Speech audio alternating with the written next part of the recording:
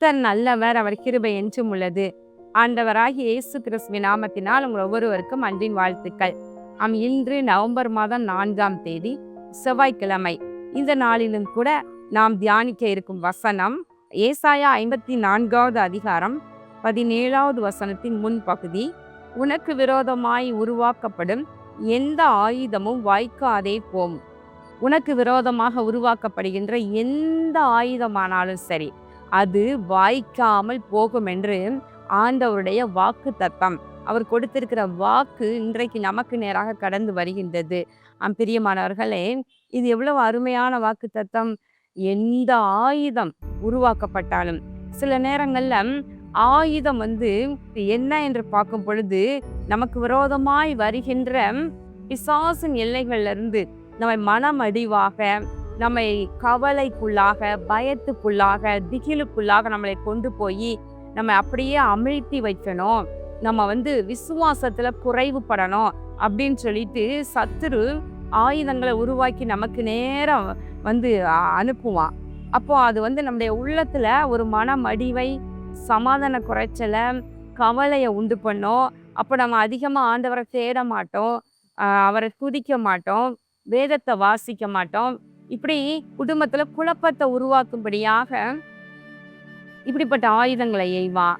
பிசாசு மாத்திரம் அல்ல, மனிதர்களும் கூட சில நேரங்கள்ல அவங்களுடைய உயர்வு, நீங்க வாழ்ந்திருப்பத பொறுக்க மாட்டாம உங்களுக்கு விரோதமாக அவங்க பொறாமை, எரிச்சல்கள் நிமித்தமாக அவங்கள முன்னேற விடக்கூடாது என்று சொல்லி பல ஆயுதங்களை அவங்க உருவாக்குவாங்க.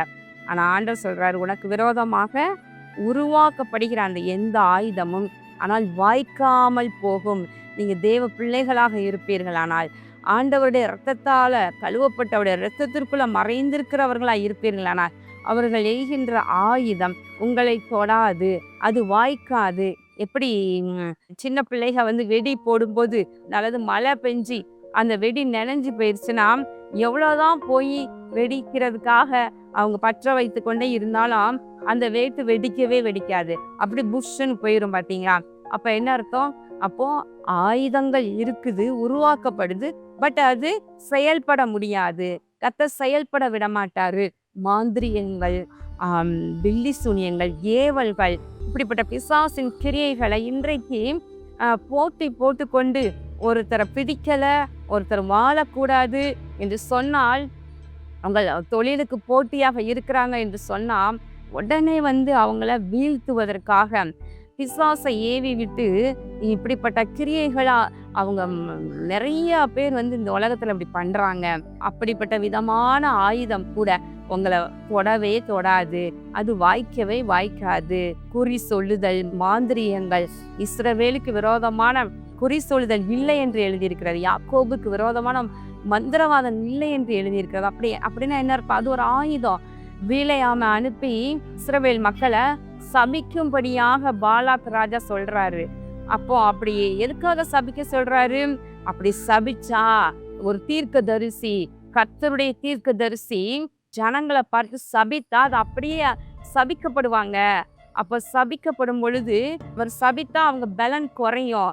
அப்போ அந்த ஜனங்களுடைய பலன் குறைஞ்சிருச்சுன்னா நம்ம போய் எளிதில் அவர்களை அட்டாக் பண்ணி அவர்களை ஜெயிச்சிடலாம், அழிச்சிடலாம் அப்படின்னு சொல்லி அந்த பாலாக் ராஜா பிளான் பண்றாரு.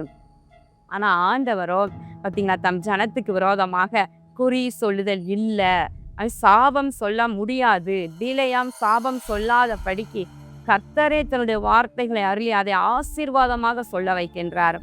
பிரியமானவர்களே, உங்களுக்கு நேராக சாப வார்த்தைகள் ஆயுதமாக வந்திருக்கலாம். உங்களுடைய முன்னோர்கள் அல்லது உங்களுடைய குடும்ப உறவினர்கள் இல்லை, உங்களுடைய நீங்க வாழ்ந்திருக்கத பொறுக்க மாட்டாம உங்க மேல பொறாமை நிமித்தமா சரா மாரியாக சாபங்களை சொல்லியிருப்பாங்க. ஒரு வசனம் சங்கீதத்துல எழுதியிருக்கிறது, அவர்கள் தங்கள் நாவை பட்டயத்தை போல கூர்மையாக்கி மறைவுகளில் உத்தமன் மேல் எய்யும் பொருட்டு கசப்பான வார்த்தைகளாகிய தங்கள் அம்புகளை நாணேற்றுகிறார்கள், சற்றும் பயமின்றி சடிதில் அவன் மேல் எய்கிறார்கள். இப்போ நாவு கூட பட்டயம் போலதான் கருதப்படுகின்றது. இந்த நாவின் வார்த்தைகள் கூட, தப்பான வார்த்தைகள் கூட பட்டயம் போலதான் மற்றவர்களை ஊடுருவி செல்லுது, இருதயத்தை காயப்படுத்துது. அப்போ அது ஒரு பொல்லாத ஆயுதம். அந்த ஆயுதம், அந்த நாவினால் சொல்லப்படுகிற சாபம் ஒருவேளை உங்களுக்கு விரோதமாக அனுப்பப்பட்டு கொண்டே இருக்குமானாலும் அப்படிப்பட்ட சாபங்களை எல்லாம் கர்த்தர் வாய்க்காமல் போக பண்ணுகின்றார். நீ நல்லாவே இருக்க மாட்டீங்க, நீங்க வாழ்ந்திருக்க மாட்டீங்க, உங்க குடும்பம் இப்படி சீரழியும், உங்க பிள்ளைகள் உயர்ந்திருக்க மாட்டாங்க என்று சொல்லி யாராவது உங்களுக்கு தெரிஞ்சு உங்க முன்னாடியோ அல்லது உங்களுக்கு பின்னாடியோ சபிச்சுட்டே இருக்கிறாங்கன்னு வைங்களேன், அந்த சாபம் என்கிற அந்த ஆயுதம் உங்களுக்கு விரோதமாய் உருவாக்கப்படுகின்ற அந்த ஆயுதத்தை கர்த்தர் வாய்க்காமல் போக பண்ணுவார். அது ஒன்றுமில்லாமல் போகும். நீங்க கர்த்தரால் ஆசீர்வதிக்கப்பட்டவர்கள். நம்மை குறித்து என்ன சொல்லப்படுகிறது வேதம்? வானத்தையும் பூமியையும் உண்டாக்கின கர்த்தராலே நீங்கள் ஆசீர்வதிக்கப்பட்டவர்கள். அப்போ நமக்கு விரோதமாய் உருவாக்கப்படுகிற எந்த ஆயுதம் வாய்க்காமல் போகும். தாவீதை கொன்று போடும்படியாக சவுல் ராஜா தன்னுடைய ஈட்டியை அவனை நோக்கி 2-3 முறை சுவரோடு உருவும்படியாக எய்து கொண்டே இருந்தார். ஆனால் ஒவ்வொரு முறையும் தேவன் தாவீதை தப்புவித்தார் என்று பார்க்கின்றான் இல்லையா? ஆமான் மொர்தெகாய்க்கு தூக்கு மரத்தை உருவாக்கினார் இல்லையா? உருவாக்கினான் அழகா 50 முழ உயரத்துல அழகா ஒரு தூக்கு மரத்தை உருவாக்கி அவன் மொர்தெகாயை இதுல தூக்கி போடணும்னு பிளான் பண்ணா. பார்த்தீங்களா எவ்வளோ பெரிய ஆயுதம். ஆனால் கர்த்தர் அதை வாய்க்க விடவில்லை. அது அந்த தூக்கு மரத்தை துன்மார்கள் தாங்கள் வெட்டின குழியில தாங்களே விழுந்துருவாங்க.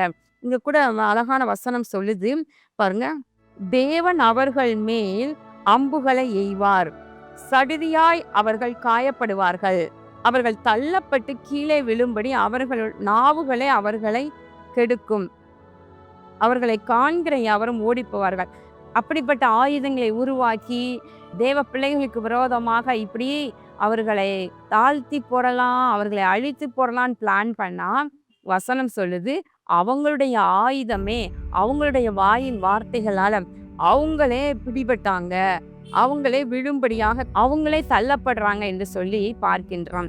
பிரியமானவர்களே, எனவே உங்களுக்கு விரோதமாக சாபங்களை மற்றவங்க சொல்லி ஆயுதம் மாதிரி உங்களுக்கு நேரம் அனுப்பலாம், இல்லை உங்களுக்கு விரோதமா வில்லி சுனிய மாந்திரியங்களை ஏவிக்கொண்டு இருக்கலாம், அல்லது பொறாமையினால உங்களை பற்றி வார்த்தைகள்னால பட்டயம் போன்ற வார்த்தைகளை அவங்களை நோக்கி அனுப்பிட்டு உங்க இருதயத்தை வேதனைப்படுத்தலாம். நீங்க கலங்காதீங்க. பொல்லாத பிசாசானவன் கூட உங்களை மனமடிவாகும்படிக்கு பல ஆயுதங்களை உங்கள் இருதயத்தை வேதனைப்படுத்தும்படி அனுப்பிக்கிட்டே இருக்கலாம். ஆனால் அதை ஒன்றும் வாய்ப்பதில்லை. அவனுடைய எண்ணங்களின் படியாக ஒன்றும் நடப்பதே இல்லை.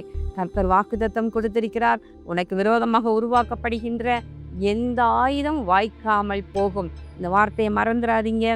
உங்கள் தொழிலுக்கு, உங்கள் வியாபாரத்துக்கு, உங்களுடைய குடும்பத்தின் நல் வாழ்வுக்கு, உங்கள் பிள்ளைகளுடைய வாழ்க்கைக்கு, படிப்பிற்கு மற்றும் உங்களுடைய ஆவிக்குரிய வாழ்க்கைக்கு, ஆவிக்குரிய வாழ்க்கையில எழும்பக்கூடாது என்று சொல்லி பல போராட்டங்கள் ஆயுதம் போல சத்துரு உங்களை நோக்கி எழுதி கொண்டே இருக்கலாம். ஆனால் கர்த்தர் அவைகளை வாய்க்காமல் போக பண்ணுவார். எங்கள் விசுவாசத்தோடு தொடர்ந்து முன்னேறுங்கள். கர்த்தர் உங்களை ஆசீர்வதிப்பார். கண்கள் ஜெபம் பண்ணுவோமா?